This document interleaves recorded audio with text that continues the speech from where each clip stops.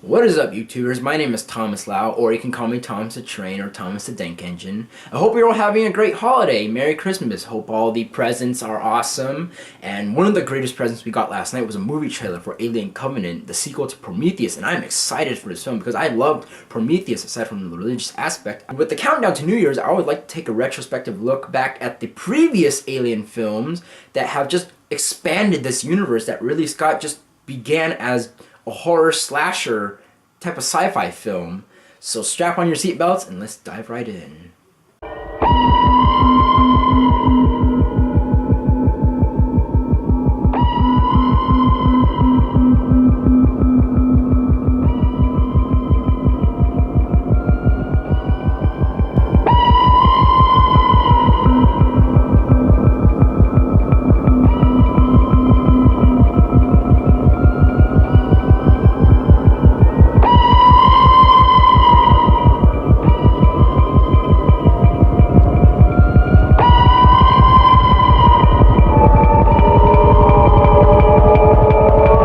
The first film we're going to be looking at in this franchise is Alien, directed by Ridley Scott. So what is the story about for Alien? So the movie of Alien is basically about a crew of 7 returning back to Earth on a ship named Nostromo until they receive a distress signal and they land on this planetoid, which turns out to be LV-426, colonized by the Wayland Corporation. Due to the uneven terrain and perhaps the weather in this planetoid, the ship sustains heavy damage and is in need of repair. And while this repair is in its process, some of the crew members explore what happened in this planet, and what they find is both chilling and just mysterious overall. There's this space jockey they find in one room, and it's twice the size of a human. It's probably the size of an elephant or something, and it has a rib cage just ripped open. This hole is just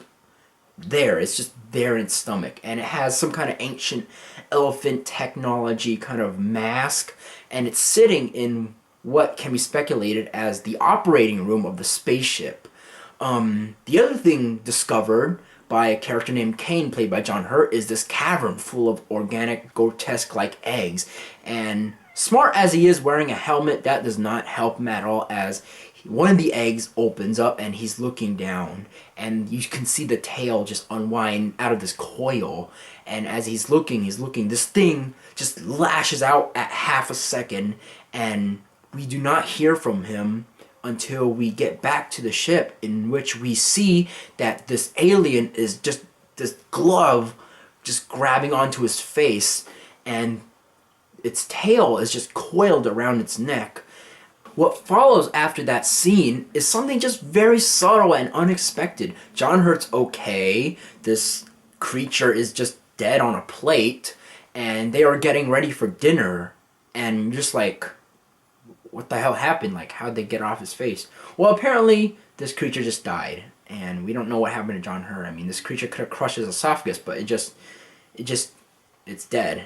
I don't know. Maybe it just wanted a hug. Maybe it saw the wrong dad or something, right? No.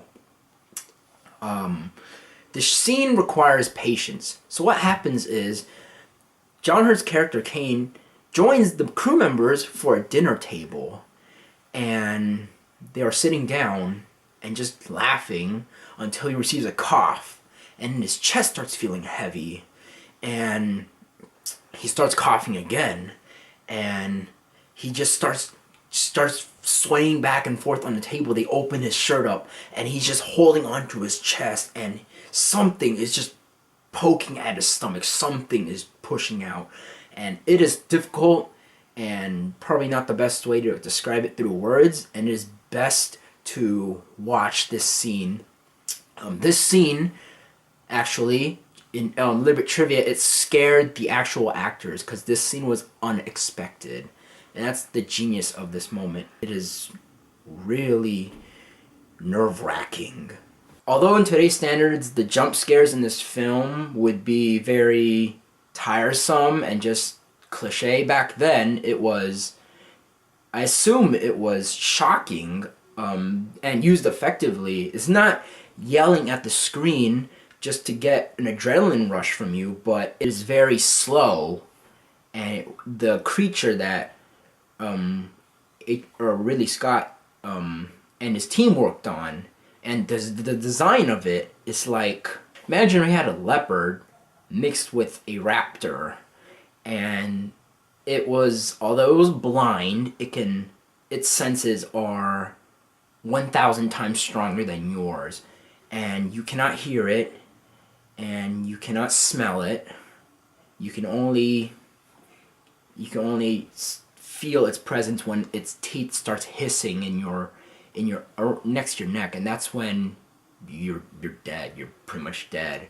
One of the themes I really found intriguing about this movie was that it's a very sexual type of movie, and I'm not sure if people noticed it, but this movie has a very broken theme of sexual predation and the idea of isolation.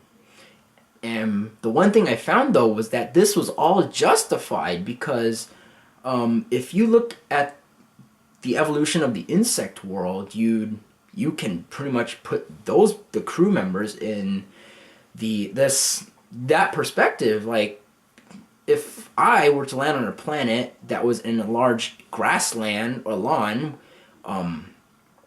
I'd freak out. Basically, they were landing into a spider's nest, and it is justified for the alien to kill them because it's acting on instinct. It has to survive, reproduce, do whatever to spread its species. To be honest, I did not like this movie as much as I liked the second one. I grew up with the second film. This film was a step down because there was less to tell and more to express, which was not in my favor of what kind of movie I wanted to enjoy. This movie was slow. There was only one alien, which was a big letdown from the last movie I saw, which was like 200 or maybe 50. But when I look at this film currently, this movie is very genius in immersing you in the universe that really wants you to experience. The atmosphere is just very isolated. The tagline is, "In space, no one can hear you scream." There's a lot of mystery as to what happened in this movie, and the great part about the director is that he doesn't tell you everything you need to know. You just speculate. One of the things I love about this movie is the art design and its involvement with H.R. Geiger, and this guy designed a good portion of the suit for the alien, and his surrealist art speaks out so much for who we are in general. And if you haven't checked out his art yet, you can just look it up on Google and you'll get an understanding of where I'm talking about. But his art is a representation of just our current generation, if you minus the Satanism. It's basically what happens if AI technology found religion and started enacting on that belief, such that what if Jarvis from Iron Man picked up the Bible or learned Christianity or something of religion and started morphing the world around him through these beliefs? Like, if he was able to use his imagination and just flush our brains out and turn us into these techno zombies, like System Shock. System Shock is what happens when a program thinks it's God, and it's very disturbing. And that's what I love about the design for the creature he made. It represents a shadow of us. It represents a form of lust in the sense that it preys on our fear and it enjoys it. And we as humans try to suppress this evil. If you like H.R. Geiger's art, then look up the Necronomicon or wherever it's called, or look up Dark Star. And if you like this video, then leave a comment below and I'll see you next time.